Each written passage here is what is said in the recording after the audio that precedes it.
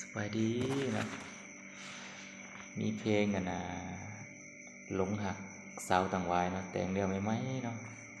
เนื้อห้องทำนองมาพังกันเด้อพอจะถึกใจหรือบ่เนาะเป็นบุญอายหลายที่ได้มาตั้งไว้เมืองสนสาวงามเหมือนดังมีมนต์ถิ่นเมืองสนดินแดนตั้งไว้เสียงขับเสียงลำลือลำดังก้องไปไกลโอ้สาวงดงามน้ำใจอายอยากได้เป็นคู่ชีวิต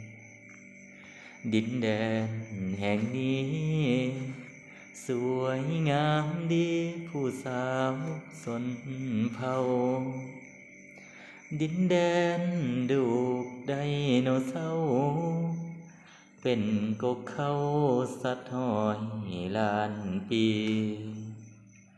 กละมุนละอ้องามนอเหมือนดังเทพี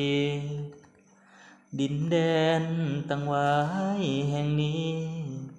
งามอีหลีเหมือนมีมนต์ขลังสาวน้องนางดินแดนตั้งไว้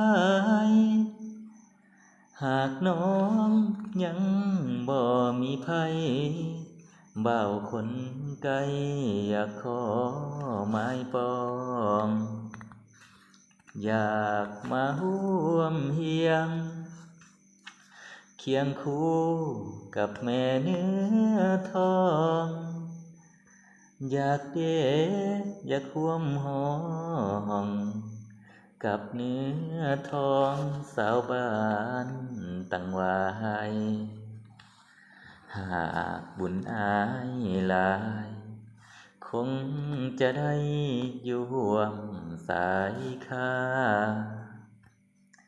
ผู้สาวลาวถึงน้องลาให้เมตตาในเด้อคนดีกละมุนคนไข้มากหัวใจอ้ายแสนเต็มที่หลงมนต์สาวตั้งไว้นี้บ่อยากจากนี้ดินแดนตั้งไว้ประมาณนี้เด้อสำหรับเพลงหลงหักสาวต่างวายเนาะแต่งแล้วไม่อาจสิบ่เรียนบ่ไหลปานใดเนาะคันถึกอกถึกใจก็แซกมาได้เนาะทางหลังไม้